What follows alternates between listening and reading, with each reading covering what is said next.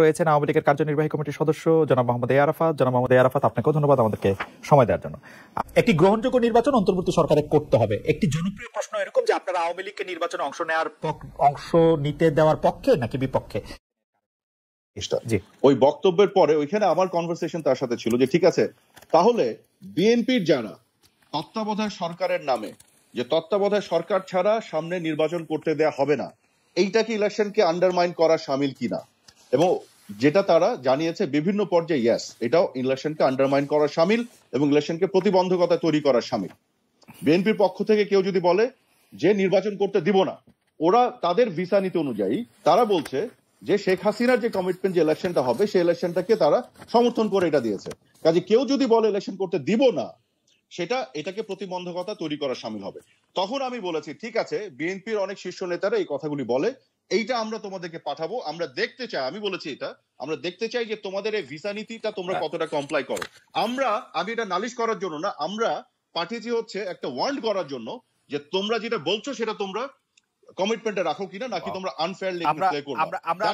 আমরা আপনার চিঠিতে পড়ি, চিঠির অনুবাদ এবং না পড়ার দরকার নাই, আমি তো নিজে লিখেছি, আমি জানি কি লেখা আছে। এবং আপনাকে আরেকটু বলে দিই যেটা আপনারা জানেন না, সেটা হচ্ছে ব্লিংকনকে একটু বলি। ব্লিংকনকে উদ্দেশ্য করে লেখা হলেও এখানে সিসি করা হয়েছে ভিক্টোরিয়া নুল্যান্ডকে, কারণ ভিক্টোরিয়া নুল্যান্ড হচ্ছে প্রথম এই বিষয়টি ভার্বালি আমাদেরকে জানিয়েছিল মে মাসের 3 তারিখে, যেখানে ডোনাল্ড লু ছিল, এবং এই চিঠির বিষয়বস্তু এই ভিডিও ক্লিপগুলি ডোনাল্ড লুকেও সিসি করা হয়েছে এবং তাদের পক্ষ থেকে অ্যাকনলেজ করা হয়েছে এবং একটা ইনফরমালি আমাদেরকে মেসেজও পাঠানো হয়েছে। এটা ফর্মালি না, যে কারণে আমি এটা রিভিল করতে পারছি না। অর্থাৎ আমরা যে তাদেরকে ওয়াচ করছি, আমেরিকানদের, তাদের ভিসা নীতি তারা আনফেয়ারলি যাতে ইমপ্লিমেন্ট বা অ্যাপ্লাই না করে, সেই বিষয়টি জানান দেওয়ার জন্য চিঠিতে আমি এটা লিখেছি। এটা নালিশ করার কোনো উদ্দেশ্য নিয়ে না। এই কথা আমি আপনাকে আরেকটা জিনিস জানতে চাইবো যে মার্কিন ডিপার্টমেন্ট অফ জাস্টিসে বাংলাদেশ এবং বাংলাদেশের 2014 এবং 2018 ইলেকশন নিয়ে কি বলা হয়েছে সেটা কি আপনি নিশ্চয়ই দেখেছেন? তো 2014 এবং 2018 ইলেকশন নিয়ে সেটাকে প্রবল প্রশ্নযুক্ত এবং যেটাকে কোনোভাবেই ফেয়ার ইলেকশন বলা যায় না, সেটা মার্কিন জাস্টিস ডিপার্টমেন্টও বলে। আপনার এটা যদি নালিশই না হয়, আমি যদি এটা বাংলা অনুবাদ করি, জি ভিসা নীতিতে তারা বলেছে যে এটা ফরওয়ার্ড লুকিং, তারা কিন্তু পিছের কোনো রেফারেন্স আনছে না, কারণ আমরা ফরওয়ার্ড লুকিং এ গেছি। কারণ এই ভিসা নীতিটা আসতেই হয়েছে 2014 এবং 2018-তে আওয়ামী লীগের শাসনে থাকার কন্ডাক্ট করার দুটি খারাপ ইলেকশনের নজিরের পর এটার ধারাবাহিকতায় এটা আসছে। কিন্তু আপনারা এটাকে ফরওয়ার্ড লুকিং বলতে পারেন, কিন্তু দাঁড়িয়ে আছে কিন্তু 2014 এবং 2018 দুই খারাপ ইলেকশনের উপর, এবং 2014-তে বিএনপি ইলেকশন প্রতিহত করা এবং সন্ত্রাসের উপরে দাঁড়িয়ে আছে। এটাও বলেন হাজার হাজার স্কুল ঘর পুড়িয়ে দেওয়া, ভোটাররা ভোট দিতে যাওয়ার জন্য তাদেরকে টেনে হিচে ধান খেতে নিয়ে পিটানো, এগুলোর উপরে দাঁড়িয়ে আছে। এটাও একটু বলেন এবং বলতে হবে। এবং রাইট 2014-তে এইগুলো যখন বলবেন, আমাদের কথা হচ্ছে, আপনাকে আমি বলে দিই ফ্র্যাঙ্কলি, সেটা হচ্ছে যে we have nothing to loose. We want to make sure একটা ফ্রি অ্যান্ড ফেয়ার ইলেকশন হোক, বিএনপি এখানে আসুক, বিএনপি জ্বালাও এবং ইলেকশন প্রতিহত করা থেকে বিরত থাকুক। একই কথা 18 সালে বলেছেন আরাফাত ভাই, একই কথা 18 সালে বলেছেন, কাজ হয়েছে সম্পূর্ণ উল্টা।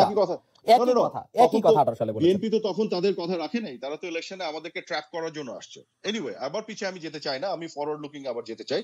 সো দ্য থিং ইজ, এবং এই ভিসা নীতির কারণে আপনাকে আমি বলে দিচ্ছি, আমাদের ভিতরেও কেউ যদি, আমি একটা এটা নিয়ে বক্তব্য দিয়েছি, ভিডিও বানিয়েছি, কেউ যদি অতি উৎসাহী লোকজন বাড়াবাড়ি করা থেকে তাদের বিরত রাখে, সেটার জন্য আমরা we are not unhappy, we are happy about it. কোনো অসুবিধা নাই।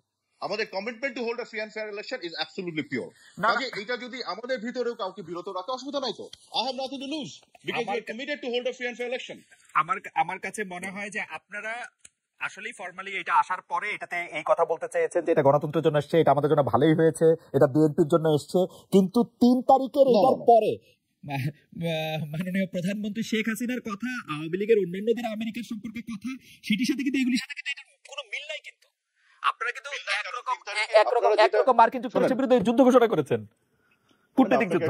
বুঝতে হবে যেটা আপনার বুঝতে ব্যর্থ হচ্ছেন, যেটা যে আজম ভাই বুঝতে ব্যর্থ হচ্ছে। উনি বলছেন যে সরকারকে জানিয়েছিল 3 তারিখে, সরকার কেন প্রকাশ করলো না? সরকার কেন প্রকাশ করবে? এটা তো মার্কিন যুক্তরাষ্ট্রের ভিসা নীতি, তারা প্রকাশ করবে। আমাদেরকে জানিয়েছে, আমাদের তো প্রকাশ করার দায়িত্ব না। কিন্তু ফর্মালি এটা ইন রাইটিং এ যে ল্যাঙ্গুয়েজে এসছে, ইনিশিয়াল স্টেজে ভার্বালি যখন জানিয়েছে, তখন তো একটা কনফিউশন ছিল এটা আসলে কোন ল্যাঙ্গুয়েজে আসছে। দেয়ারফর ওইখানে তো তাদের সাথে আমাদের আলাপ আলোচনা হয়েছে।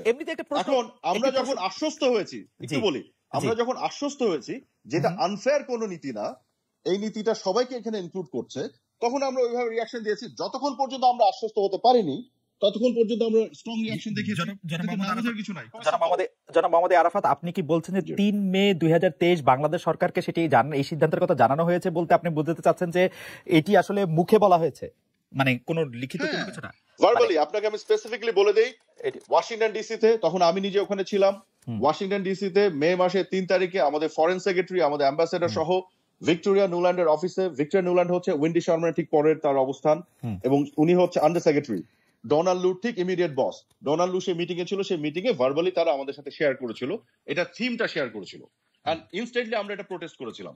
তার পরবর্তীতে আমাদের সাথে তাদের একটা আলাপ আলোচনা নেগোসিয়েশন চলছিল এটা নিয়ে, এন্ড দেন তারপরে তারা এটা নিয়ে বলেছে যে না, ইভেন্চুয়ালি তারা এটা যেভাবে যে ল্যাঙ্গুয়েজ আনতে চায় এটা ইভলভ করেছে আমাকে বলার পরে। এটা তো এমন না যে ওখানে দাঁড়িয়েছিল। আমার কাছে মনে হয় যে এইরকম আর জীবনে শুনি নাই, মানে এই যে 3 তারিখে এরকম ভার্বালি জানানো, তারপরে হচ্ছে যে এটাতে আবার নেগোসিয়েট। আচ্ছা যাই হোক, আমি যেটি বলতে চাইছিলাম যে আপনি এটিকে শুনেন নাই মানে তার মানে যে কখনো হয় নাই ব্যাপারটা সেরকম না, ঠিক আছে, কিন্তু আপনি বলতে চাইছেন ঘটে যেটা আপনি শুনেন নাই হয়তো। এক্স্যাক্টলি। আমি আপনার চিঠি প্রসঙ্গে ফিরে আসি, যে আমি প্রশ্ন করেছিলাম যে আপনি বলেছেন যে এটা নালিশ না, আমি বলতে চাইছি যে এরকম আরো চিঠি মার্কিন পররাষ্ট্র দপ্তরকে দেওয়ার জন্য আওয়ামী লীগ তৈরি করছে কিনা। নো, একটা জিনিস খেয়াল করেন, কিছু চিঠি যেটা দেয়া হয় প্রোঅ্যাক্টিভলি, ওরা হচ্ছে আমাদের মুরব্বীদেরকে পাঠাইতে থাকি চিঠি, যেটা বিএনপি করে, কিন্তু আমরা কিন্তু এরকম কিছু করি নাই। আমরা কি করেছি, ওরা একটা ভিসা নীতি দিল, যে ওরা কমিটমেন্ট করলো আমাদেরকে, তোমাদের প্রধানমন্ত্রীর যে কমিটমেন্ট সেটাকে সমর্থন করে আমরা এটা করছি, এবং এটার আওতায় বিরোধী দল আছে। এই কমিটমেন্টটা তারা রক্ষা করছে কিনা সেটাকে আমরা ওয়াচ করার জন্য তাদেরকে এটা পাঠিয়েছি, যে লোক তোমাদেরকে এটা, আমরা তাদেরকে ওয়ার্ন করেছি বেসিক্যালি, যে আমরা কিন্তু ওয়াচ করছি তোমরা এটা অ্যাপ্লিকেশনটা তোমাদের ফেয়ার হচ্ছে কিনা। দিস ইজ নট নালিশ, এটা আমাদের তাদের সাথে কমিউনিকেশনের অংশ। আমরা তো আগে থেকেই বলতে পারতাম।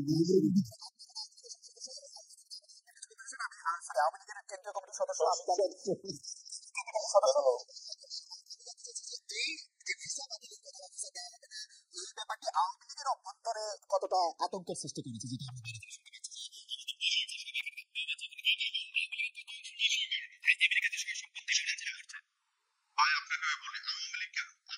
বাংলাদেশের সকল মানুষের মধ্যে যদি আপনি হিসাব করেন, আওয়ামী লীগ, বিএনপি, সুশীল, বাম, ডান নির্বিশেষে বাংলাদেশে মানে প্রপোর্শনালি বিভিন্ন মানুষের পরিবার পরিজন আমেরিকা আছে, থাকে, যায়, আসে। So it is not about Awami League. আমাদের কথা সিম্পল, আমরা এটা নিয়ে একেবারে ওয়ারিড না, বদার্ড না। কেন? আমাদের কমিটমেন্ট ইজ পরিষ্কার। শোনেন, আমাদের কমিটমেন্ট পরিষ্কার, আমরা তো ফেয়ার ইলেকশন করবো। যদি কেউ শোনেন, যদি কেউ এটাকে বাধা দিতে যে বিপদে পড়ে, পড়ুক না, উই ডোন্ট কেয়ার। আচ্ছা, আমি একটু অ্যাডভোকেট আহমেদকে জানতে চাইবো যে 6 জন কংগ্রেসম্যান মার্কিন প্রেসিডেন্টকে চিঠি লিখেছেন যে বাংলাদেশ যেরকম বিশেষ করে মাননীয় প্রধানমন্ত্রী শেখ হাসিনার নেতৃত্বে যেভাবে একের পর এক মানবাধিকার লঙ্ঘনের ঘটনা ঘটছে, গুম খুনের ঘটনা ঘটছে, বিরোধী দলকে নিপীড়নের ঘটনা ঘটছে, সেই নিপীড়নের ঘটনা, এবং বিশেষ করে এখানে আরেকটা বিষয় বলা হয়েছে, সংখ্যালঘুদের নির্যাতনের কথা বলা হয়েছে, যেটার মধ্যে আসলে সংখ্যালঘুদের হার কমে যাওয়ার কথা বলা হয়েছে, এবং সর্বোপরি এইটার মধ্যে স্ট্রিক্টার ইন্ডিভিজুয়াল স্যাংশনস এর কথা বলা হয়েছে, যেখানে বাংলাদেশের ল এনফোর্সমেন্ট আর মিলিটারি পার্সোনালদের ইউএন মিশনে, পিসকিপিং মিশনে পার্টিসিপেট করার ক্ষেত্রে ব্যান করার কথা বলা হয়েছে। আপনার একটু মন্তব্য শুনতে চাই। আচ্ছা, এটা বলার আগে আজম ভাইয়ের কথা প্রসঙ্গে আমি দু একটা কথা বলতে চাই। আমি যখন বললাম যে কিভাবে মে মাসে 3 তারিখে ভিক্টোরিয়া নুল্যান্ডের অফিসে মিটিং হয়েছে, তারপর কিভাবে পুরো বিষয়টা প্রগ্রেস করেছে, আজম ভাই বললেন একটা জিনিস, যে এইটার সত্যতা কিভাবে পাবেন। খুবই সিম্পল, আমেরিকান এম্বাসিকে চেক করেন, পিটার হাসের সাথে কথা বলেন, উনি আপনাদেরকে জানাই দিবে। আপনাদের তো যোগাযোগ আছে, আমির খসরু মাহমুদ চৌধুরী সাহেব তো আমাদের সাথেই ছিলেন ওই মিটিং এ, জিজ্ঞেস করলে সত্যটা এক্সাক্টটা পেয়ে যাবেন। আমি চ্যালেঞ্জ করে দিচ্ছি আপনাদেরকে, নাম্বার 1। নাম্বার 2 হচ্ছে যে আপনি বললেন যে এটা দর্শকদের জিজ্ঞেস করলে 97% দর্শক এটা বলবে, তারা বিশ্বাস করে না।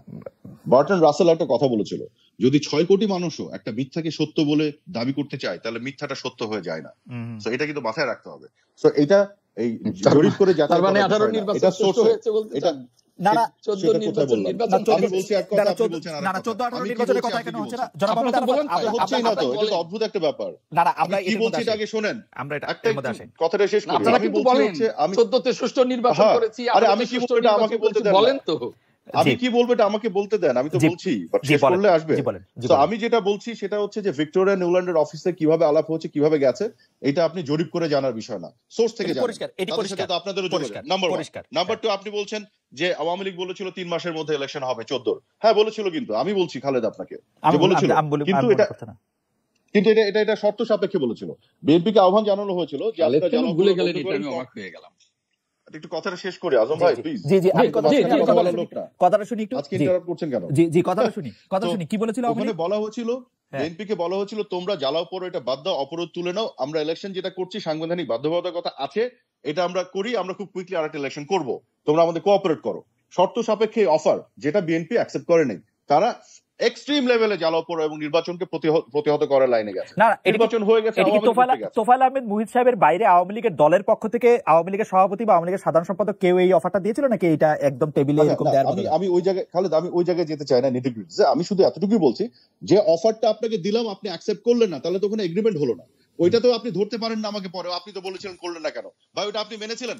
আপনি তো মানেন নাই, আপনি তো রিজেক্ট করেছেন। যে অফারটা রিজেক্টেড হয়েছে সেটা আবার দাবি করেন কোন মুখে? এটা তো করতে পারেন না, এটা হচ্ছে সিম্পল জিনিস। আচ্ছা, পরেরটা আসি। উনি বলছেন, আজম ভাই বলছেন, আজম ভাই না, বিএনপির অনেকে বলতে চায় যে ভিসা নীতির ফলে সরকার বিপদে পড়েছে, এটা শুধু সরকারের জন্য এসছে।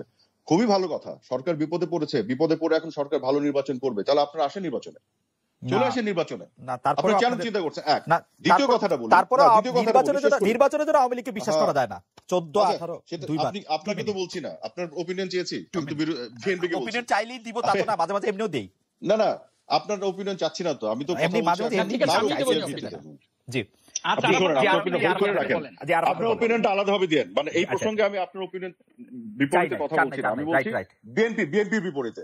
তো সরকার বিপদে পড়েছে, বিএনপি বলছে তো বিপদে পড়েছে, তাহলে আপনি আসেন, আপনি যদি বিশ্বাস করেন বিএনপি সরকার জবাব দেবেন আপনি বলেন।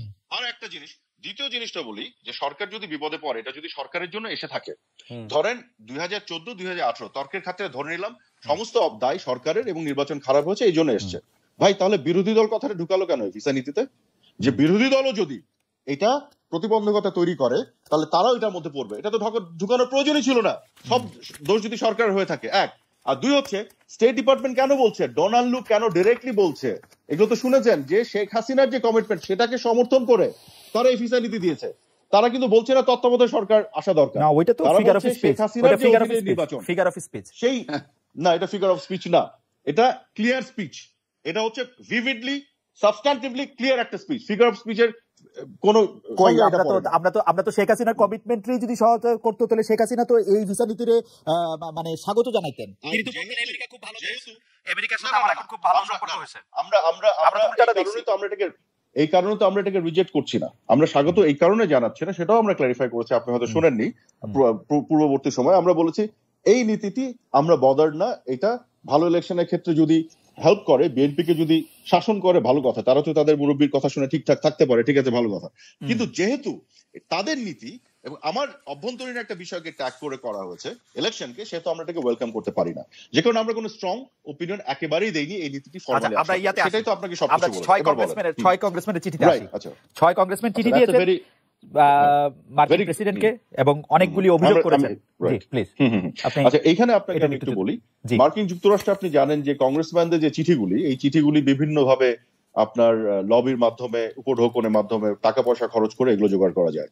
এই চিঠির কন্টেন্টে যদি আপনি দেখেন, একেবারে বিপরীতমুখী কথাবার্তা বলা হয়েছে, একেবারে তথ্যের অপলাপ করা হয়েছে, মিথ্যাচার করা হয়েছে চিঠিতে, এবং এটা ক্লিয়ারলি বোঝা যাচ্ছে এই সরকার বিরোধী কিছু মানুষ এই কাজটি করেছে। নাম্বার 1। নাম্বার 2, এই চিঠি যদি বিএনপি ওন করুক, আপনি এই চিঠিতে আওয়ামী লীগকে যতটা বিপদে ফেলছেন তার চেয়ে বেশি আপনি সেনাবাহিনীর বিরুদ্ধে চলে গেলেন, কিন্তু সেনাবাহিনীর একটি মেম্বার এই চিঠির বক্তব্যকে সমর্থন করবে না, যে কাজটা তারা করেছে বাংলাদেশ বিরোধী।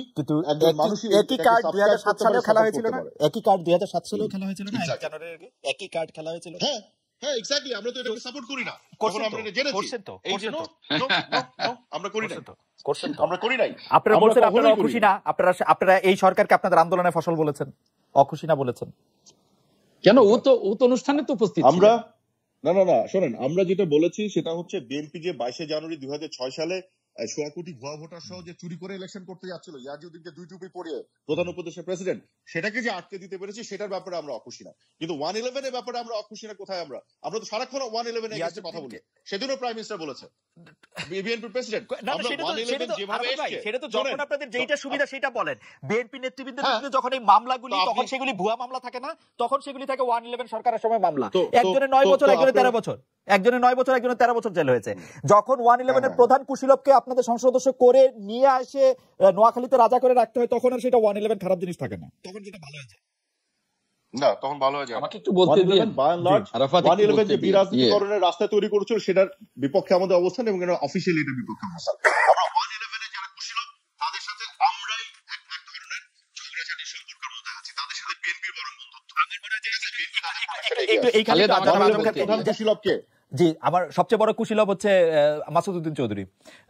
না, আপনার আরেকটু ইনফরমেশন সার্চ করা উচিত। প্রফেসর মোহাম্মদ ইউনূস, এটা একটু মাথার মধ্যে রাখেন। প্রফেসর মোহাম্মদ ইউনূসের সাথে বিএনপির কোনো বিএনপির সম্পর্ক এখন নাই। সবচেয়ে বিশাল বন্ধু হয়ে গেছে। না, বিএনপির কোনো সম্পর্ক নাই প্রফেসর মোহাম্মদ ইউনূস।